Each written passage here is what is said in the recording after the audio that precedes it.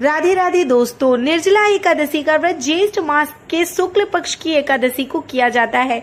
इस बार यह व्रत 6 जून सन 2025 को है। इस एकादशी को निर्जला एकादशी भी कहते हैं क्योंकि यह व्रत निर्जल होकर किया जाता है। इस व्रत के दिन इस पूजा करने के बाद इसकी कथा भी सुनने का महत्व है।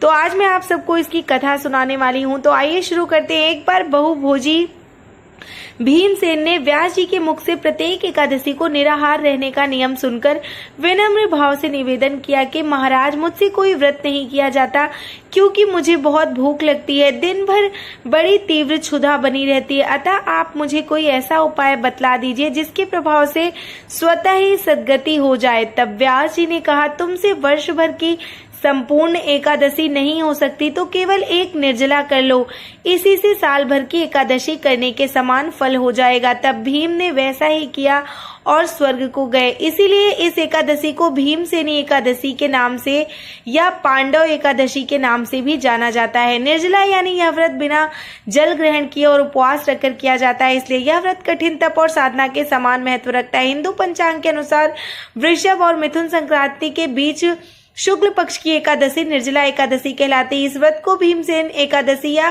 पांडव एकादशी के नाम से भी जाना जाता है। 5 पांडवों में एक भीमसेन ने इस व्रत का पालन किया था और वैकुंठ को गए थे, इसलिए इसका नाम भीमसेनी एकादशी हुआ।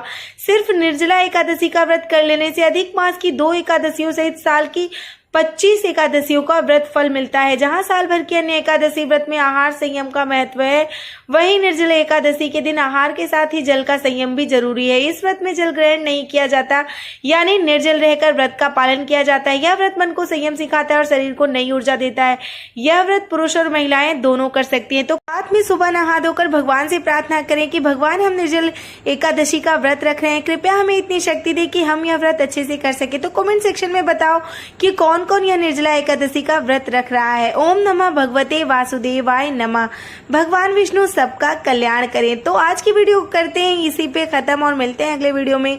तब तक के लिए राधे राधे।